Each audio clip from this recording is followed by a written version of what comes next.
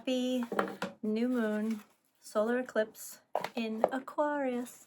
It's been a ride. I don't know how you guys have been feeling, but since that Saturn shift into Aries, maybe it's because I am an Aries, I felt it definitely acutely. I was actually burning up with fever and then having hot flashes inside of a fever. That's a real treat.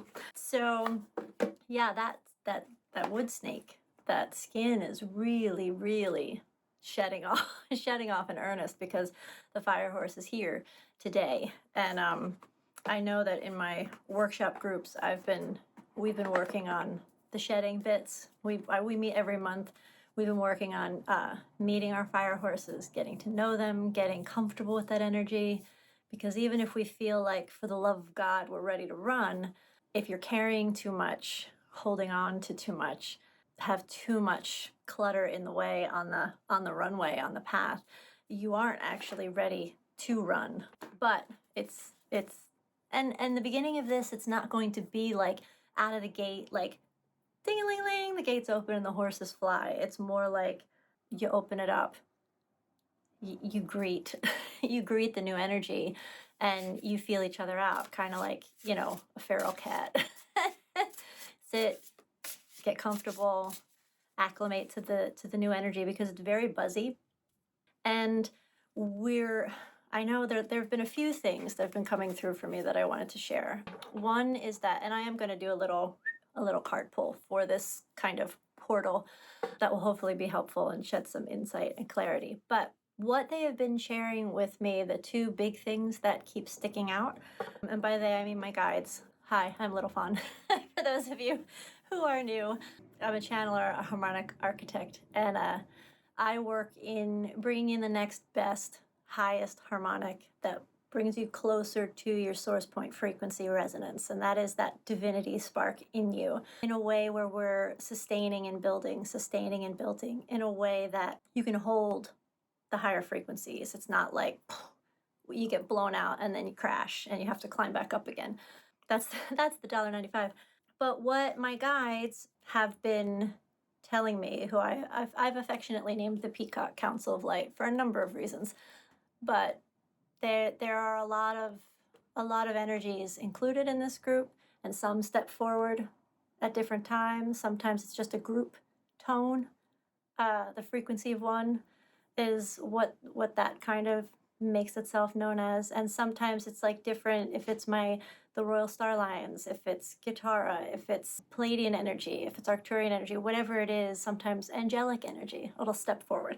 But I've affectionately kind of lumped together, that's not the right phrase, but coalesced into this Peacock Council in this sacred geometric matrix of just loving support around me from within me.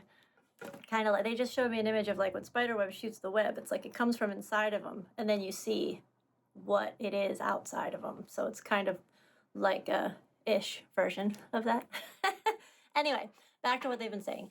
They have been saying there's a lot about the echo chamber, and it's really important. Like, fear is a real thing. It's been I think I mentioned it in my February monthly report. It's been the underlying kind of pervading theme, core resonance, that as a humanity, collective consciousness, we've been sourcing from for a long time. That is changing, but the change itself doesn't feel stable, because even though it's better, it's not rooted fully in a way that there's like data to support, or we there's like a strong magnetic pull yet, if that makes sense.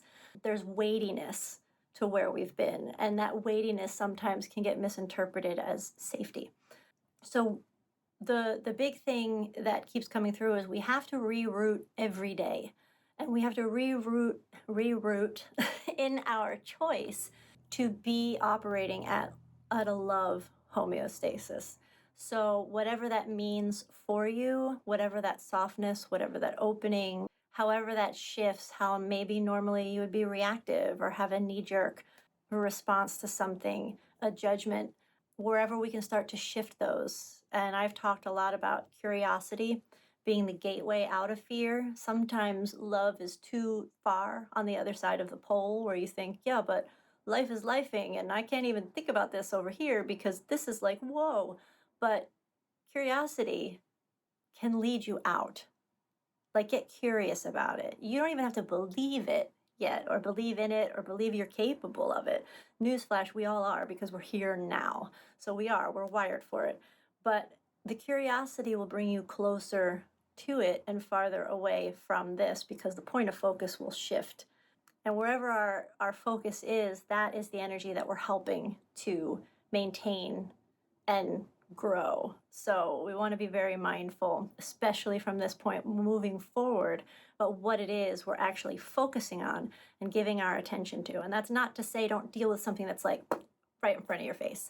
Obviously, everybody's in different frequency spectrums, everybody is inside of different reality matrices. We're all bumping up against each other right now in very interesting and disconcerting and sometimes amazingly beautiful and wonderful ways, but it's wobbly across the board.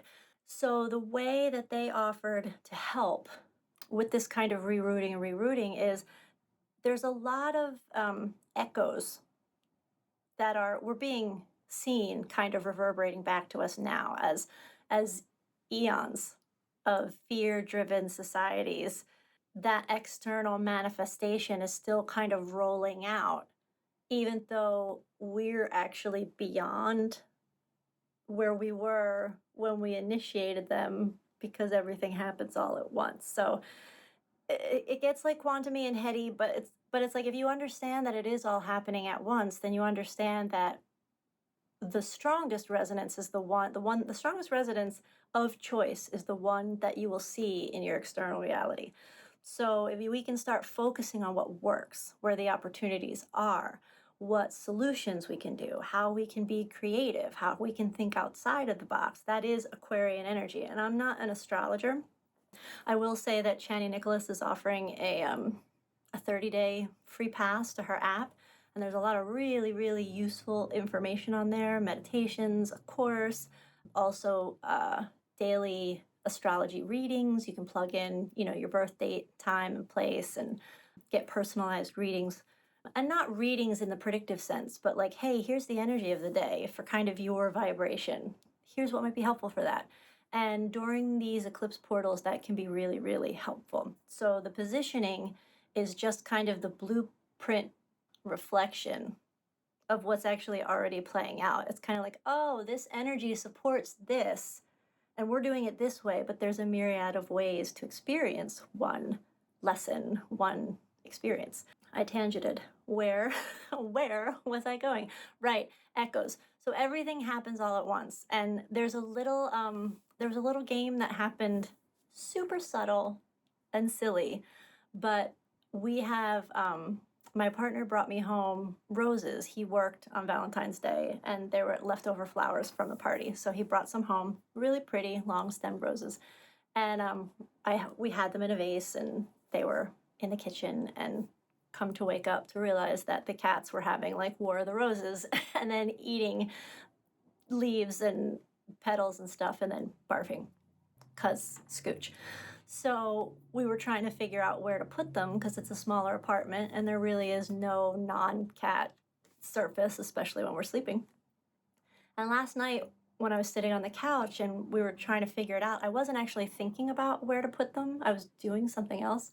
And I said, oh, we could put them in the shower because we have like a shower with the sliding doors. And we both kind of laughed and he was like, oh man, that's a great idea. But I completely forgot that I said it and forgot that he had even done it. So today, when I finally went in to take a shower, I have this playlist that I made. It's called Pep Talk Playlist. And it's any song that kind of like, is a pep talk. And the first song is The Lineage of the Rose by Mariah Stark. And as soon as I hit play and I opened the shower door, there were roses in the shower as The Lineage of the Rose came on. And it made me laugh because it was like, it's like the universe. I could hear my guides going, see?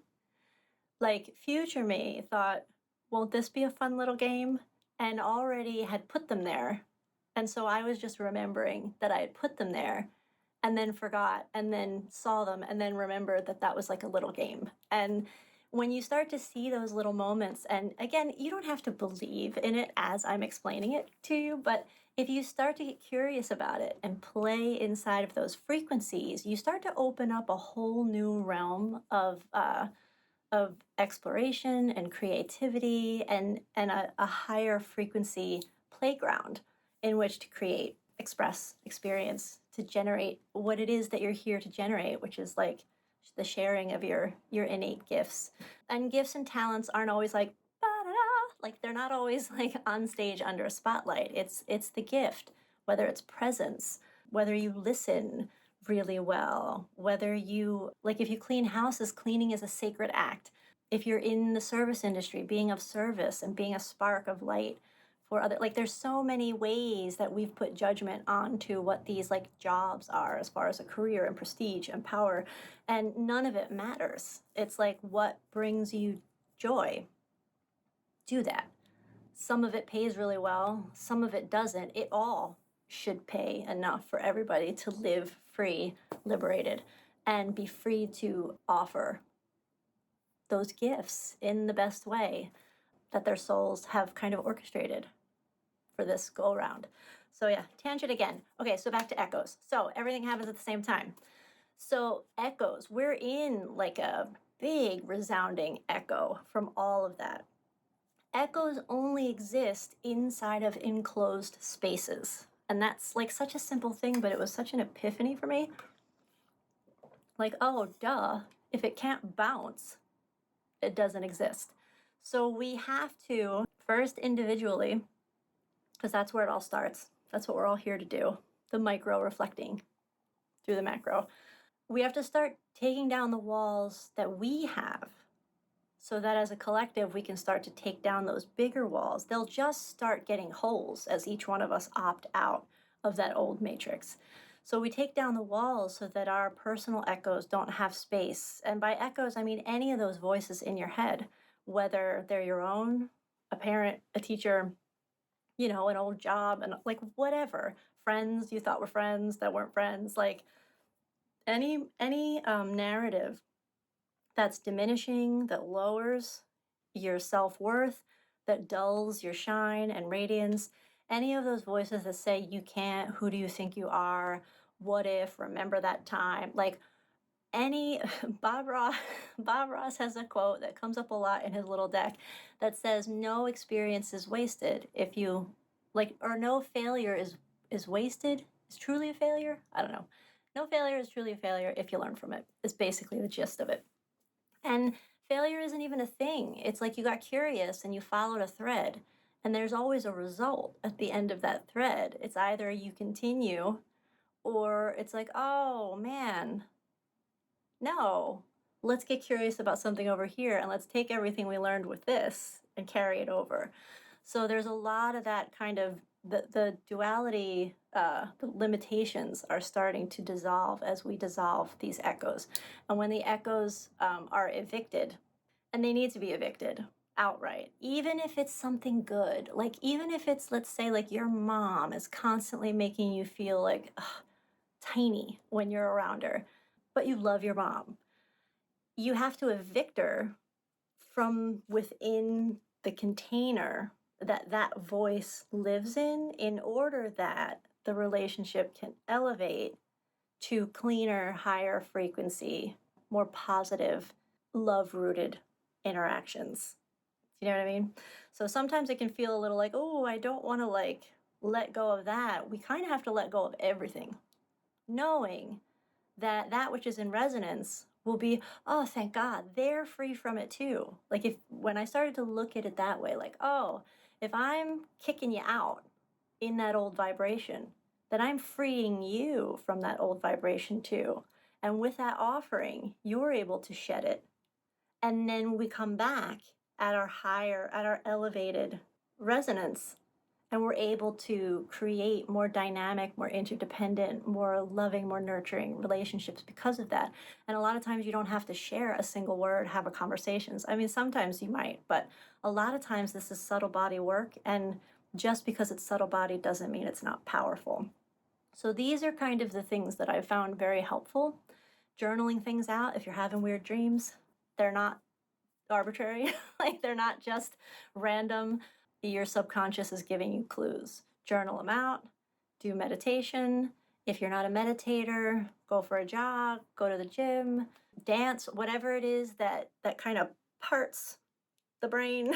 Like, I always like to imagine is like you're parting the hemispheres and you're allowing all of this kind of your own innate wisdom from source to kind of drop down and into your heart center, but it's like it's already there anyway. So it's this kind of reciprocal, if you open up and let it in, free from all of the echoes, then it's also free to emanate as your vibrational offering. So hopefully that makes sense. At this point, they're just kind of talking through me in a way that I'll have to watch back to hear what was said. So let's get some cards. Let's see kind of what this fire horse gateway portal is opening up for us, and how we can let go of what may be inhibiting us from really getting on that horse, becoming that horse, which is even more powerful. You know, maybe there's a meditation where you can, you know, it's one thing to meet your horse and to integrate that kind of pairing. It's like when you're pairing a Bluetooth speaker is what they're showing me. Like, you want to get that pairing, but to allow that merge to happen and feel that power that we all have. We are not powerless by any stretch. And it is, as each one of us comes fully online in this embodied empowerment of our own divinity, it gives permission for everybody that you meet to begin doing the same. And not because you're telling them, but because they'll be able to feel it in your presence so palpably that they get curious. And we're full circle, even inside of a tangent. So apparently, my phone decided that it had enough videos and it kicked me off. So this will be a two-part, obviously, new moon solar eclipse video. I have the card pull already out. I have to at least say thank you for it cutting it off at the most perfect point to cut it off. But I have some cleaning up to do apparently in my phone. So I'm using this deck, which has been a really, really, really spot on deck these past couple of weeks. And I don't typically read the cards in here reversed when they show up, because I feel like she's designed it as a shadow deck, and I don't mean that in like a ooh, this is scary kind of deck, because the imagery is beautiful. I'll post a picture that you guys can see, but it's a beautiful deck, rich with like color and animals and nature, and it's collage art, and it's really beautiful. But she's dealing with the merge point of shadow and light. So instead of having a reversed and an upright position, I feel like this card deck, at least for me, is where the merge point is for those two things, and how to find balance and integration inside of that space. So that being said, the first card that came out was the world. See how pretty? Little bumblebee. And the world is completion. Today is, every new beginning starts with a completion. And so today it's an ending. It is our collective agreement to end the way things have been. And it's not just like, oh, last year or yesterday or even this lifetime. It is centuries old of an ending. And there's a lot of, you know, go find your favorite astrologer and listen to some of their reports for February, particularly for this time, this transition of energy. It's potent. It's potent energy. They're large outer planets moving into signs they haven't been in for a really long time. They're coming together in ways that they haven't come together in a really long time, and it's like a convergence point. It's the spark in the powder keg. And it's up to us how to use it. But at the bottom here, we have these three, so like across the center, There's the Queen of Pentacles and the Hierophant on either side of this world. And so we're coming to completion, and inside of that completion, we're bringing with us this all of the roads traveled, whether they were weary, whether they were joyful, whether they were heartbreaking, whether they crashed and burned, like whatever they were, we're bringing all of that knowledge with us to this completion. And at the core of it is this energy of sovereignty. We're coming back into ourselves as sovereign soul beings. And that's not to say that we're like isolating or being, hyper independent. Sovereignty isn't about that. It's about standing in your autonomy, knowing who you are, knowing your truth, knowing that you're worthy just for breathing life on this earth, choosing to be here at this time. So claiming that sovereignty and knowing that within you is the power, the will, the capacity to create anything you want and have it be sustainable and lasting. The image on that Queen of Pentacles is of a cow, and there's a rabbit there, and those are two signs of abundance, fertility. Cows, there's like a stability there, all four hoofs on the ground, and they're rich in their offerings. The sunflowers, this is a joyful expression of who you are that is leading to something beautiful, you claiming that power. And then on the other side of it, we have the Hierophant, this little rat. They're resourceful little suckers, aren't they? They get a bad rap, but they are resourceful. And the Hierophant is all about structure and tradition, and this is how it is. And sometimes that can feel, in other decks, it is like a very religiously connotated card, and that can feel limiting. But we're actually, you don't want to throw out everything. That, like, again, no experience is wasted. So you don't want to chuck it all just because it's like, patriarchy bad, whoosh, and throw it all out. The traditions that are worth upholding, there's nothing wrong with upholding them. But you build upon them. They're no longer maybe the center point or the cornerstone. It's something that goes into this mix where you're cultivating new center points, new cornerstones, but all of that knowledge, again, all of that wisdom, all of those roads traveled, they bring you to a point of crossroads where you get to choose what serves going forward, what supports that sovereignty, that completion. And bees too are fertile. They're dream builders. There's a sweetness to life that we're stepping into, but we have to do so as our own leader. And the High Priestess shows up as well. A little bat, such a pretty card. And bats are about rebirth. It's about moving into that position where you can move through like the darkest of darkness to come out into the brightest of lights. And the High Priestess she's the counterpart to the Hierophant in the OG deck. So that softness and that stability, that intuitive nature, and that rooting in, that groundedness. So you have these two things working together. Being your own authority and being sovereign and being able to step out of and through and to requires this surrendering. And it requires you to know that I did a post, I think, I don't know when. I can't remember. Maybe it was like December, maybe it was January, I don't remember. But it was about be your own guru. The age of the guru is over. And that this center line is basically saying that you don't have to outsource anything. It's up to us now to insource, keep it in-house as resonance.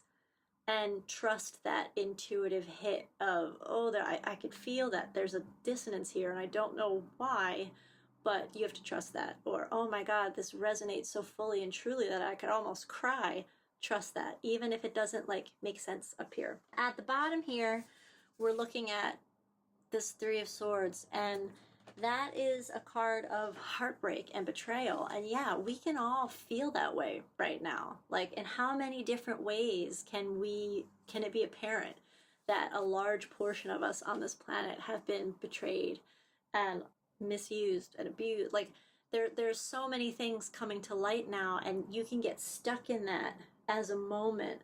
But on either side of that, we have the Strength card And we have, oops, just kidding. We have the Five of Cups. So my spidey senses before this Five of Cups came out was to say that we have to be willing to grieve what was in a way that doesn't keep us stuck in it, in that kind of quicksand wallow, but that allows those waters to wash us clean and lift us up. You know how you always feel like really good after a good cry, even though the cry can be ugly itself? By the end of it, whatever was released, it's like, oh, thank goodness. Like when I had my fever over the weekend, I was like, this sucks. But when it was over, whatever burned off, boy, I felt so much better. So much better. So, and again, moths, they're transformative. We have the snake. We are coming out of the snake year. And what's interesting to me, these cards often show up in this deck together. And you see you have this, and then you have the healed heart. So it's like no one else is responsible for our well-being. It's not up to anybody else to do the right thing for us, to tend to our wounds. It's up to us to do it. And as each one of us does it, that's a big part of how we're claiming this sovereignty and able to step through this portal in a way that is really, really powerful. And then up here at the top, we have this sun. So the ultimate goal, and this has kind of been a theme, we have the lioness. And again, they're leaders and they're, it's creativity, the pride. We're in group, we're in co-creation. We're not doing this by ourselves. So the sun, we're meant to, I've been talking about this for quite some time, we're meant to choose joy. And sometimes it can be like, oh, how can I be happy when so much craziness and so many bad things are going on and so many people are having a time of it. But joy is the most radical act of revolution there is. You know, if there are tales across time where it's like, oh, and the people were oppressed and they started singing. Even not to get like flip with it, but like the Grinch came and stole all the Who's Christmas, like all of it. No food, no roast beast, like nothing was left. And they stood around the tree and they started singing. And that is what melted his heart, because they were like, wow, they have nothing. But they didn't have nothing. They had each other. They had the love in their heart. They had the choice to choose joy, and they chose it. And that ripple effect was profound. So that's what we're being asked to do as we move into this. And that's part of, in the part one video I was talking about, is continuing to recalibrate and reroute through that choice in what it is that you are wanting to experience and express moving forward from this point. This card, the last card here, which actually came up in the daily reading today, which I do on Instagram, is this Nine of Wands. And the Nine of Wands can sometimes be the world weary card. Like, oh my God, is it ever gonna end? Are we ever gonna turn that corner? It's like like if you've ever gone to New York from New Jersey and it's like you're in the Holland Tunnel and it's like dark, dark, dark, dark, and then you see like the light starts to peek around the corner and you're like, oh, oh. Especially when like traffic's bad. It's like, oh, there it is. It's just around the bend. And then you come through. Sometimes it seems like that light is just that peak all the time. It's like, oh, traffic's real bad. But we can, the good thing in this scenario energetically, and you know, again, subtle body work is powerful. Just because it's subtle doesn't mean it's not big. We have the power to move the cars out of our way. We're the ones that get to kind of sweep, clear the launch pad, make some choices. Doing a workshop, I don't know if I said it in part one already because it seems so far away. I'm doing a workshop where we're going to work on clearing the echoes. Yeah, because we talked about the echo chamber in the first half. Clearing those echoes that are bouncing around. And echoes have a really funny way of making you think they're real, because each time they're responded to, each time they're affirmed, each time you call again, they get fatter and denser and weightier. until it appears as if they are real, when in fact they aren't. They aren't at all. So it's up to us to use this initial step through this portal. Any echoes that are still ringing, and some of them might be real loud right now. External picture is a very good indication of that.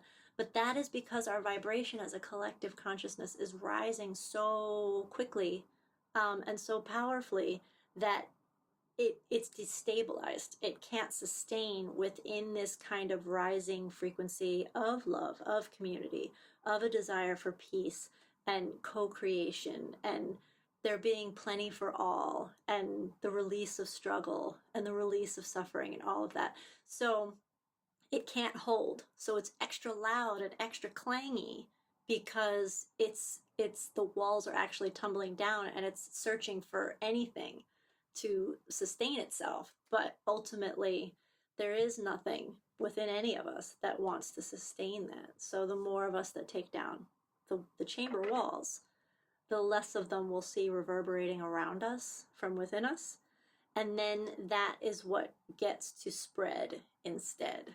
So that is the reading. And then I did pull where is it? I pulled one of these guys.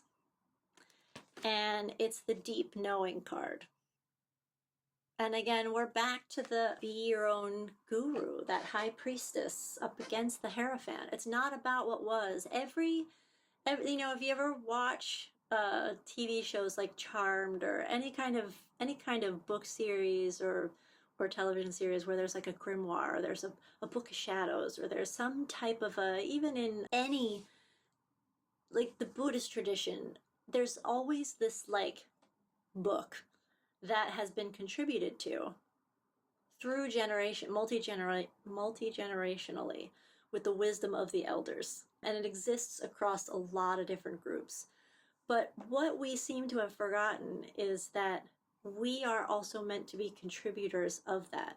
So I believe that that is why this high priestess and this Hierophant, while seemingly poles of each other, there's a merge point there where you start to understand that you don't throw away what those that came before you learned and shared. But as we grow and evolve, those teachings will also grow and evolve. They'll expand, they'll open, they'll shift, they'll morph to better support the new rising frequencies. So we are meant to be contributors, not to erase, rewrite, stamp out, but to go, oh, wow, thank you for doing, your part in this kind of grand tapestry. And look, I don't know why I go back to math a lot, but it's like pre-calculus and calculus. Pre-calculus was infuriating to me as a teenager because it was like all of these long formulas that I knew, and I liked math, that I knew I wasn't going to use for what I wanted to do. And so I had a boyfriend at the time who was a couple years older than me, and he had already gone through calculus. So he would teach me calculus was the shortcuts. And I would take my tests and have zero work. And the teacher would be like, but how did you get there? And I'd be like, but it's the right answer, right? But he wasn't interested in my right answer because you have to know the formula. And those that have come before us have figured out variations and versions of the formula. They're perfecting it. They're shifting it, they're changing it, and we get to do that too. It's not just about getting to the shortcut for the sake of being done with it. You'll find yourself kicked back into another loop. You've got to know the foundation on which the formula was initiated to begin with, so that we can contribute and start to elevate and leave something behind, our stamp in these books of collective knowledge that will be of worth and of use to those who come after us. So, have a beautiful, beautiful day.